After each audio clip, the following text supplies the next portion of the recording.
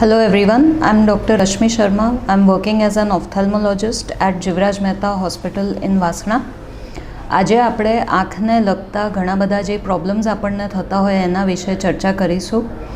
એમાં આંખો લાલ થવી, પાણી આવવું, ઇચિંગ થવી કે ખંજવાળ આવી, ચીપડા ચોંટવા, આંખની આજુબાજુ સોજા આવવા, દ્રષ્ટિમાં ઝાકપ અથવા આપણને ઓછું દેખાવું, એના સિવાય આંખો કોરી પડવી, આ બધા જ પ્રોબ્લેમ્સ એમાં આવી જાય છે.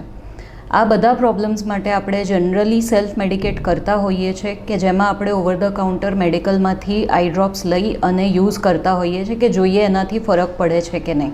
બટ એના કરતાં આપણે જો આઈ સ્પેશિયાલિસ્ટને કે ઓફથાલ્મોલોજિસ્ટને બતાવી વ્યવસ્થિત તપાસ કરાવી અને દવા લખાઈએ તો એ વધારે સારું રહેશે.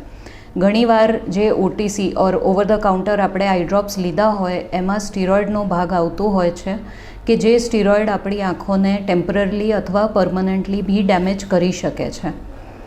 એના સિવાય ડ્રાય આઈઝ કે આંખો કોરી પડવી એ હવે બહુ જ કોમન પ્રોબ્લેમ થઈ ગયેલું છે કે જે નાના બાળકોથી લઈ young IT professionals, working adults or even ઉંમરલાયક પબ્લિકને બી અફેક્ટ કરતું હોય છે. આ બધું થવાના કારણમાં આપણે ઇન્ક્રીઝડ ડિવાઇસીસ યુઝ કે જે આપણે હવે મોબાઈલ્સ, લેપટોપ્સ, ટેબ્લેટ્સ બધું વધારે પડતું યુઝ કરીએ છીએ.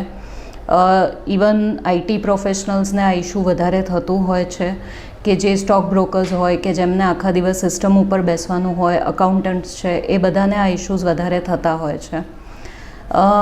જોવામાં એમ લાગે કે આ બહુ જ નાનો ઇશ્યુ છે કે બહુ નાનો પ્રોબ્લેમ છે આંખો કોરવી પડવી, પણ એના માટે બી આપણે ઓફથાલ્મોલોજિસ્ટ જોડે બધી તપાસ કરાવી વધારે સારી કે સિર્ફ ને સિર્ફ આ ઇશ્યુઝના લીધે કે એન્વાયરમેન્ટલ ફેક્ટર્સના લીધે જ છે કે બીજું કોઈ અંડરલાઈન મોટું પ્રોબ્લેમ છે.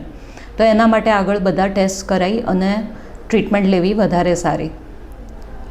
એના સિવાય આપણે જો ઇવન બીજી બી જે આપણે લિસ્ટ કર્યું છે આગળ એમાંથી બી કોઈ પ્રોબ્લેમ્સ આપણને થતા હોય તો એના માટે બી એકવાર ઓફથાલ્મોલોજિસ્ટને કન્સલ્ટ કરવું વધારે સારું રાધર દેન સેલ્ફ મેડિકેટિંગ આવરસેલ્વ્સ.